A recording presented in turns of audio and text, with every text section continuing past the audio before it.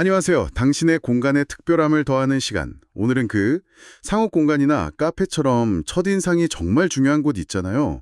그런 입구를 어떻게 하면 더 매력적으로 만들 수 있을까? 그 비결로 요즘 많이 보이는 그라스에 대해 좀 깊이 얘기 나눠보려고 합니다. 네, 안녕하세요. 어떤 그라스를 골라야 할지, 또 어떻게 심어야 사람들 눈길을 확 사로잡을 수 있을지 중요한 내용만 쏙쏙 뽑아서 알려드릴게요. 자, 당신의 공간을 변신시킬 준비 되셨나요? 반갑습니다.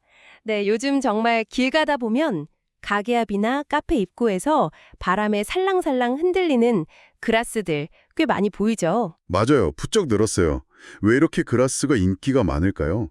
이게 그냥 예쁜 꽃하고는 또 다른 매력이 있어서 그래요. 보면 굉장히 자연스러우면서도 뭔가 세련된 분위기가 나고요. 네네. 또 사계절 모습이 계속 바뀌니까 지루할 틈이 없죠. 그리고 생각보다 관리가 수월하다는 점도 있고요. 맞아요.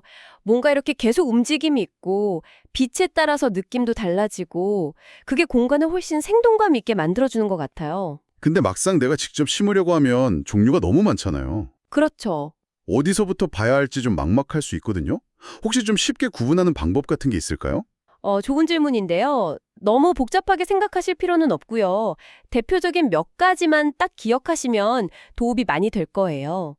꽃 모양을 기준으로 보면 좀 쉬운데요. 아, 꽃 모양이요? 네, 새 깃털처럼 이렇게 좀 풍성하게 피는 것들이 있어요. 이건 억새 계열이라고 보시면 되고요. 억새. 네, 그리고 자잘한 안개꽃처럼 막 퍼지듯이 피는 건 파니쿰 또는 꽃기장이라고 부르고요. 아, 파니쿰, 꽃기장. 그리고 우리 어릴 때 보던 강아지 풀처럼 생긴 건 수크령. 아, 수크령? 귀엽죠. 네. 그리고 마지막으로 횃불처럼 이렇게 위로 곧게 뻗는 꽃을 가진 건 새풀 계열. 이렇게 크게 4가지 정도로 나눠볼 수 있습니다. 아하.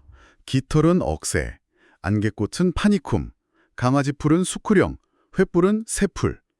이렇게 특징만 딱 기억하니까 훨씬 구분이 잘 되네요. 그럼 이 중에서 특히나 상업 공간 입구에 추천할 만한 그레스는 어떤 게 있을까요? 뭔가 딱 하나만으로도 시선을 확 끄는 그런 임팩트 있는 품종부터 시작해 볼까요? 네. 강력한 한방, 임팩트 있는 거라면 역시 팜파스 그라스를 빼놓을 수가 없죠. 특히 푸밀라라는 품종이요. 팜파스 푸밀라? 네. 일반 팜파스보다는 키가 좀 작은 외성종이에요. 한 2m 정도? 근데 가을에 피는 그 거대하고 풍성한 꽃 이삭은 정말 압도적입니다. 그렇죠. 입구 양 옆에 그냥 하나씩만 딱 둬도 존재감이 확실해서 고급스러운 분위기를 내고 사람들이 그냥 지나치지 못하게 만들어요. 아, 실제로 어느 매장 앞에 뒀더니 지나가던 분들이 멈춰서 서서 사진 찍고 갔다는 얘기도 있더라고요. 네, 맞아요. 그 자체로 그냥 포토존이 되는 거네요. 그럼 계절감을 확실히 보여줘야 하는 쇼룸이나 뭐 팝업 스토어 이런 데도 아주 효과적이겠어요? 근데 월동은 좀 신경 써야 한다고 들었는데 괜찮을까요? 네, 팜파스는 다른 그레스들에 비하면 추위에 좀 약한 편이긴 합니다. 그렇지만 뿌리 보호만 잘해주면 중부지방에서도 충분히 겨울을 날 수 있어요. 아, 그래요? 어떻게 하면 되나요? 늦가을에 서리가 내리고 나면 땅 위로 한 20cm 정도? 그 정도만 남기고 싹둑 잘라내세요. 그 다음에 그 위를 부직포나 흙 아니면 나무 껍질 같은 걸로 좀 두툼하게 덮어주면 돼요. 아하, 멀칭을 해주는 거군요. 네, 매년 심기가 좀 부담스러우시면 계절별로 렌탈 서비스를 이용하는 것도 하나의 방법이 될 수 있고요. 그렇군요. 렌탈도 방법이네요. 그럼 좀 더 뭐랄까 구조적인 느낌, 입구의 틀을 딱 잡아주는 역할을 할 만한 그라스는 어떤 게 있을까요? 그럴 때는 억새, 그러니까 미스칸투스 계열이 좋습니다. 키가 크고 선이 좀 분명해서 공간에 골격 같은 걸 만들어주거든요. 네, 골격. 하나만 딱 심어서 조형물처럼 보이게 할 수도 있고요. 아니면 여러 개를 쭉 줄지어 심으면 시선을 좀 부드럽게 가려주거나 공간을 나누는 역할도 아주 잘 해냅니다. 특히 겨울에요. 그 마른 잎이랑 은빛 꽃이삭이 눈하고 어우러지는 풍경은 정말, 와, 멋지죠. 네, 정말 멋있습니다. 억새 중에서도 추천할 만한 품종이 좀 있을까요? 키가 더 너무 크면 부담스러울 수도 있을 것 같아서요. 맞습니다. 아주 웅장한 느낌을 원하시면 키가 2m까지도 자라는 그린라이트가 좋겠지만 조금 더 부드러운 느낌을 선호하신다면 잎에 흰 줄 무늬가 있어서 밝은 느낌을 주는 모닝라이트가 있어요. 이건 한 1.8m 정도. 모닝라이트. 네. 아니면 키가 한 1m에서 1.2m 정도로 좀 아담하고 분수처럼 우아하게 이렇게 아치형으로 자라는 아다지오를 선택할 수도 있고요. 특히 아다지오는 흰 줄무늬도 있어서 너무 크지 않으면서도 포인트를 주기에 괜찮죠. 아, 아다지오. 이름도 예쁘네요. 키 큰 억새는 확실히 넓은 공간에선 정말 멋지겠지만 혹시 너무 막 무성하게 퍼지거나 해서 관리가 좀 어렵진 않을까요? 작은 카페 입구 같은 데는 좀 부담스러울 수도 있고요. 좋은 지적이세요. 억새는 자생력이 워낙 강한 편이라서요. 좁은 공간에서는 크기나 퍼짐을 좀 고려해야 하는 건 맞습니다. 그런 경우에는 오히려 중간 키나 작은 키의 그라스가 더 잘 어울릴 수 있죠. 예를 들면 그 부드러운 질감하고 귀여운 꽃 모형이 매력적인 수쿠령 계열이 있습니다. 페니세툼이라고도 하죠. 아, 강아지 풀 모양? 수쿠형은 진짜 보기만 해도 기분이 좋아지는 것 같아요. 어떤 품종이 입구에 쓰기 좋을까요? 가장 대중적인 건 하멜른이라는 품종인데요. 키가 한 90cm 정도로 적당하고 흰색이나 약간 분홍빛 도는 꽃이 예쁩니다. 하멜른. 근데 만약에 더 작은 공간이거나 아니면 화분 같은 데 심을 계획이시라면 리틀 버니를 추천드려요. 리틀버니요? 네, 키가 40에서 50cm밖에 안 되는 아주 작은 품종이에요. 초미니 외성종이죠. 그래서 화단 맨 앞줄에 쭉 심거나 아니면 다른 식물들 사이사이 빈 공간을 채워주는 역할로 아주 좋습니다. 작지만 비바람에도 잘 안 쓰러지는 장점도 있고요. 와, 리틀버니는 여러 개 모아 심으면 정말 귀엽겠네요.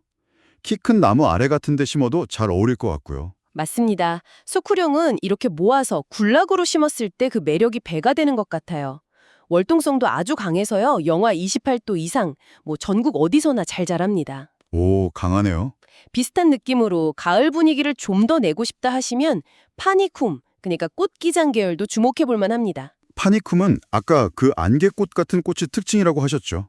가을 단풍도 예쁘다고 들었어요. 비교적 작고 여름에는 푸른 잎이었다가 가을 되면서 점점 붉게 물들어갑니다. 다른 식물들하고도 자연스럽게 잘 어우러지고요. 오, 색이 변하는군요. 네. 또 셰넌도아는 붉은 잎하고 자주색 꽃이 좀 따뜻한 느낌을 주고 노스윈드는 위로 곧게 서는 형태랑 청량함 색감 때문에 좀 더 모던한 느낌을 주기도 합니다. 파니쿰은 색감이 정말 다양해서 골라 쓰는 재미가 있겠네요. 혹시 화분에 심어서 입구에 두고 싶은 경우에도 괜찮을까요? 억새는 좀 클 것 같고. 아, 네, 아주 좋은 선택이에요. 파니쿰 계열이 억새류보다는 화분에서 월동이 더 잘 되는 편이거든요. 아, 정말요? 네, 그래서 겨울에도 입구 장식을 좀 유지하고 싶으시다면 충분히 고려해 볼 만하죠. 그리고 또 하나, 이렇게 곧게 서는 형태로 인기가 많은 게 새풀, 칼라마그로스티스 계열입니다. 새풀이요? 그건 어떤 특징이 있나요? 대표적으로 칼포스터라는 품종이 있는데요. 키는 한 1.2m 정도 되고요. 깃털처럼 아주 풍성하고 부드러운 꽃이 정말 인상적이에요.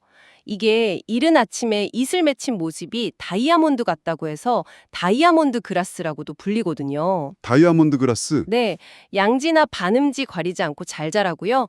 뉴욕의 그 유명한 하이라인 공원 아시죠? 네. 거기에도 심겨 있을 만큼 조경적인 가치가 아주 높습니다. 곧게 딱 서는 형태라서 좁은 공간에도 잘 어울리고요. 와, 하이라인에도 있다니 뭔가 더 특별해 보이는데요. 그럼 이제 입구에서 사계절 내내 좀 푸른 느낌을 유지하고 싶을 때 그럴 때 선택할 수 있는 그라스도 있을까요? 겨울에도 좀 덜 허전하게요. 아, 물론이죠. 그럴 때는 사초 종류, 캐렉스라고 하는 것들이 아주 유용합니다. 대부분 키가 작아서 화단 앞쪽 테두리, 애증이라고 하죠.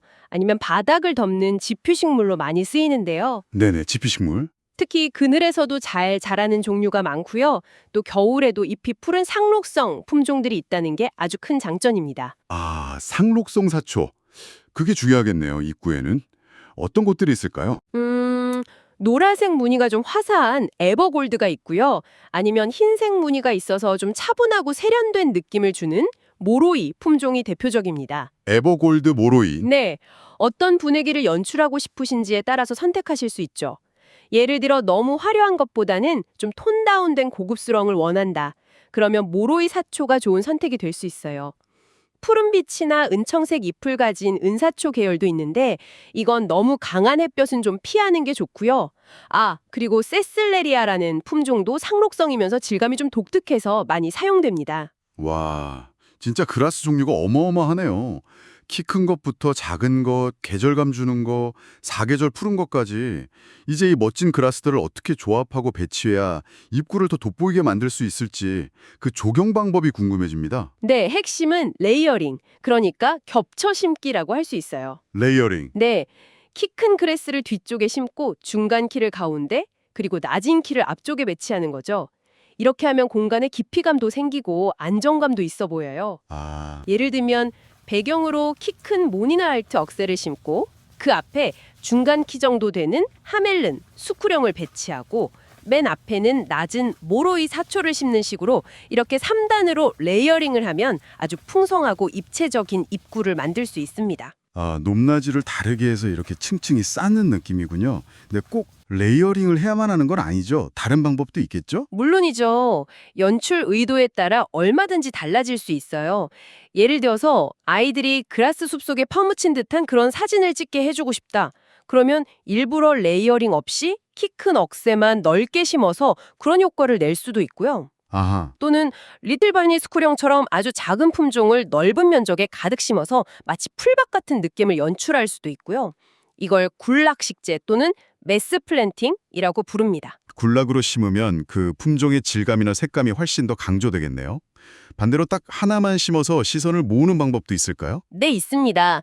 그린라이트 억새처럼 하나만으로도 존재감이 아주 강한 품종은 포인트 식재 또는 독립수처럼 활용할 수 있어요. 입구의 어느 특정 지점에 시선을 딱 집중시키고 싶을 때 효과적이죠. 네. 그리고 키 큰 억새류는 보기 싫은 배경을 좀 가리거나 공간을 부드럽게 나누는 차폐 용도로도 아주 유용합니다. 그런데 겨울에는 잎이 마르면 그 가려주는 효과가 좀 떨어지지 않을까요? 맞아요. 좋은 지적입니다. 그래서 사계절 내내 차폐 효과가 필요하다면 그라스하고 같이 사철나무 같은 상록수를 섞어서 심는 것이 좋은 방법이에요. 상록수랑 같이? 네. 그러면 그라스의 계절적인 아름다움도 즐기고 상록수의 지속적인 푸르름도 함께 누릴 수 있죠. 그렇군요. 그럼 그라스를 심을 때 간격이나 흙은 어떻게 해야 할까요? 잘 자라게 하려면요?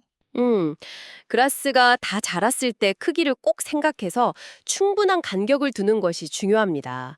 너무 빽빽하게 심으면 통풍이 잘 안 돼서 병충해에도 좀 약해질 수 있고 나중에 관리도 어려워지거든요. 품종마다 다르긴 한데 예를 들어 파니쿰 종류는 보통 한 50에서 60cm 간격을 권장해요. 50에서 60cm. 네. 흙은 대부분 배수가 잘 되면서도 어느 정도 물을 좀 머금을 수 있는 그런 비옥한 토양을 좋아합니다. 심은 초기에는 뿌리가 잘 내리도록 물을 충분히 주시고요. 그 이후에는 겉흙이 마를 때 주는 것이 기본이에요. 특히 과습은 피해야 하고요. 화분은 또 물이 너무 마르지 않게 관리해야 하고요. 네. 관리는 많이 까다롭지 않다고 하셨는데 그래도 좀 신경 써야 할 부분이 있다면요. 예를 들어 잡초라던가 자르는 시기 같은 거요. 네, 그라스 자체는 병충해도 적고 비교적 관리가 쉬운 편인데요. 다만 심은 첫 해에는 아무래도 잡초하고 경쟁을 해야 하니까 주변에 자갈이나 나무 껍질 같은 멀칭제를 좀 깔아주시면 잡초 예방에도 좋고 보습에도 도움이 됩니다. 멀칭이 좋군요. 네, 그라스가 자리를 잡고 좀 빽빽해지면 스스로 잡초를 억제하는 효과도 꽤 있고요. 자르는 시기는 종류에 따라 좀 다른데요.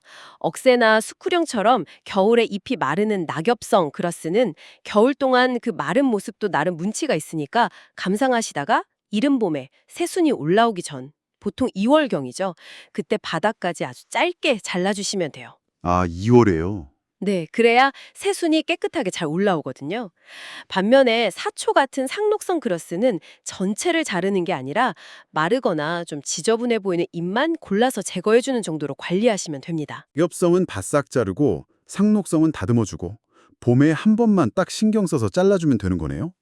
혹시 그라스를 더 돋보이게 하기 위해서 다른 식물이나 소재랑 같이 사용하는 팁 같은 것도 있을까요? 그럼요. 그라스는 자연석하고 아주 잘 어울려요. 크고 작은 돌들이랑 같이 매치하면 훨씬 자연스럽고 운치 있는 분위기를 낼 수 있죠. 약간 건조한 느낌의 정원, 드라이 가든 같은 거 만들 때 특히 좋습니다. 돌이랑요? 네. 또 계절감을 좀 더 풍성하게 하고 싶다면 그라스와 비슷한 시기에 꽃을 피우거나 아니면 다른 색감을 가진 숙근초, 그러니까 여러 해살이 풀을 함께 심는 것도 좋은 방법입니다. 예를 들면 가을에 피는 아스타나 루드베키아, 뭐 여름에 피는 에키네시아 같은 꽃들이 잘 어울립니다. 돌과의 조화, 또 다른 꽃과의 조화까지 생각하면 정말 다채로운 연출이 가능하겠네요. 오늘 이야기를 쭉 들어보니까요. 그라스가 단순히 그냥 예쁘기만 한 식물이 아니라 공간의 분위기를 만들고 깊이를 더하는 아주 중요한 디자인 요소라는 생각이 확 듭니다. 네, 그렇죠. 핵심은 역시 내 공간의 조건, 뭐 햇빛이나 크기 같은 거요. 거기에 맞는 종류를 잘 고르고 또 내가 원하는 분위기, 웅장하게 할 건지, 부드럽게 할 건지, 자연스럽게 할 건지 거기에 맞춰서 키 큰 것과 작은 것, 상목성과 낙엽성을 좀 전략적으로 조합하고 배치하는 것, 이게 중요하겠네요. 정확합니다. 그리고 그레스의 매력은 사실 눈으로 보이는 것에서 그치지 않거든요. 바람에 살랑살랑 흔들리는 소리, 또 빛에 따라서 계속 변하는 질감, 계절마다 달라지는 색깔, 이 모든 것들이 공간에 살아있는 생동감을 불어넣어주죠. 맞아요. 비교적 적은 노력으로도 아주 세련되고 특별한 분위기를 연출할 수 있다는 점, 이게 바로 많은 분들이 상업공간 입구에 그라스를 선택하는 이유일 겁니다. 오늘 이야기를 들으시면서 당신의 공간 입구에는 어떤 그래스가 어울릴까, 어떤 풍경을 만들고 싶다, 이런 게 조금은 구체적으로 그려지셨나요? 단순히 보기 좋은 것을 넘어서요. 그래스의 움직임이나 소리가 그 공간에 들어서는 순간의 경험 자체를 어떻게 더 풍요롭게 만들 수 있을지 한번 상상해 보시면 어떨까요? 네. 그 상상이 당신의 공간을 더욱 특별하게 만들어줄 첫걸음이 될 겁니다. 오늘 저희가 준비한 이야기는 여기까지입니다. 다음에도 흥미로운 주제로 다시 찾아뵙겠습니다. 감사합니다. 네, 감사합니다.